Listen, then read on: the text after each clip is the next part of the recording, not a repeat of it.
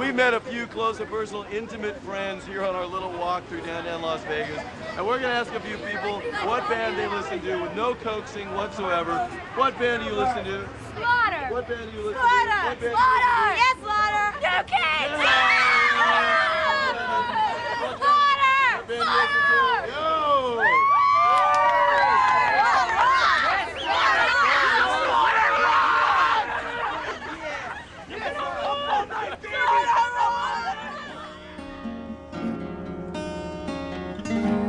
This is a little story about an old girlfriend of mine that I went to high school with, and I had all my friends in Las Vegas actually looking for her, and I thought I'd go back and I was gonna hopefully get back together with her.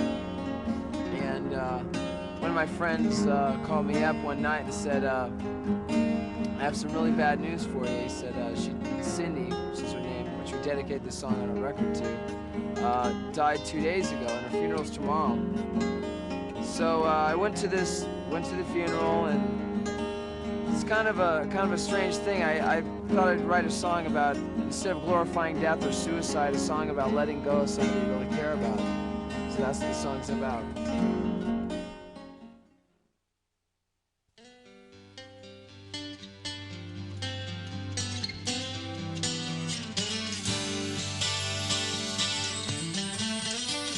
Pictures of you, all this still on my mind. You had the smile that could light up the world. Now it rains, it seems the sun never shines. And I tried down this lonely, lonely road. Ooh, I got this feeling, but I gotta let you go. 'Cause now you got to fly to the angels. Heaven awaits your heart and flowers bloom in your name. Whoa, whoa, you got to fly to the angels. All the stars in the night shine your name. Though it hurts me way deep inside, when I turn and look and find that you're not there, I try to convince myself that the pain is still not gone. Till I tried down this lonely, lonely road. Ooh, I got this feeling, girl, I gotta let you go. But now you got to fly to the angels. Heaven awaits your heart and flowers bloom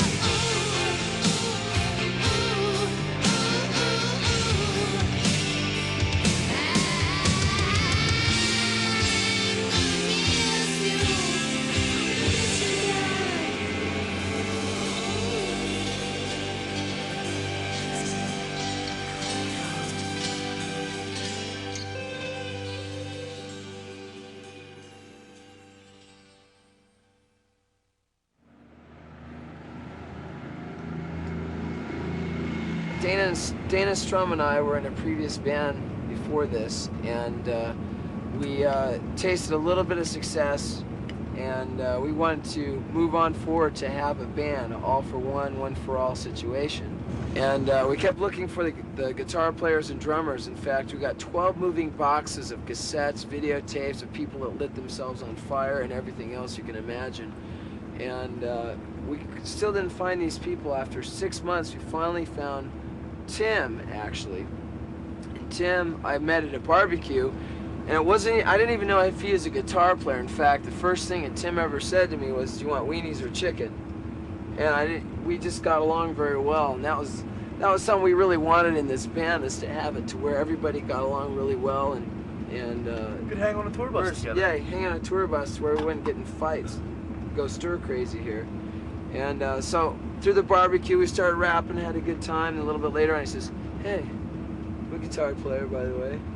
And next thing you know, we were still forming the band, getting it together. I was writing material with Dana, and Blas Elias, our drummer, I called him up. We were having a cattle call of drummers, about 30, 40 drummers, and I called Blas 2 days before, right?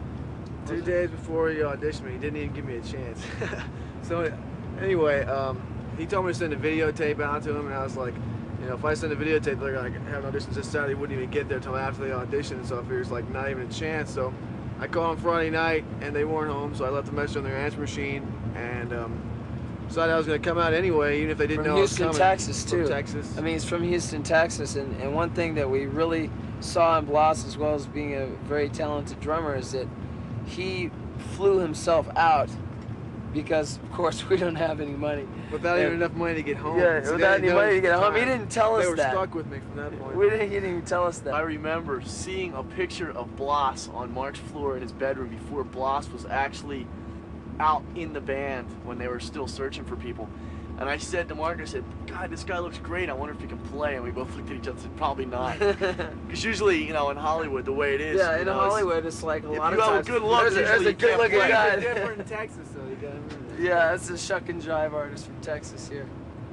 But it's pretty interesting, and the material was put together over a period of about 2.5 weeks on a 4-track. It was so quick. We had the melody ideas, but we didn't have any of the lyrics, or I didn't have any lyrics. That was my responsibility, and Dana thought I had that taken care of. And I went in the ISO booth, and Dana pressed play and record, and I just started laughing. He's like, "Well, what's wrong?" And I said, "Well, I haven't even written the lyrics yet." And of course, Dana broke out in a little bit of a cold sweat at that point.